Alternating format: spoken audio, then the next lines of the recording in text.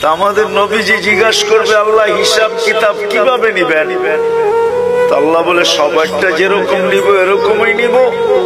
তা আমাদের নবীজি বলবে, যদি সবার সামনে আমার উম্মতের হিসাব কিতাব নেন তাইলে তো আমি তো লজ্জিত হয়ে যাব, কেননা আমার উম্মত তো দুনিয়াতে গুনাহ করছে, আমি তো লজ্জায় পড়ে যাব।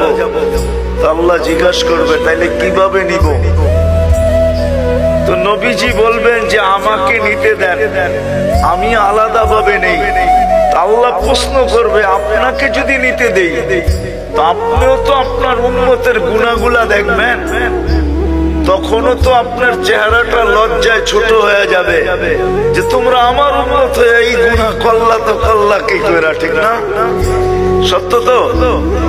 আল্লাহ জবাব দিবে, বন্ধু ওয়াদা, আপনার চেহারা আমি লজ্জিত করব না, বিদায় আপনার উম্মতের হিসাব কিতাব নিব আমি বটে, কারো সামনে না, আপনার সামনেও না, আমি পর্দার ভিতরে নিয়ে নিব, আপনাকেও জানতে দিব না, কাউকে জানতে দিব না।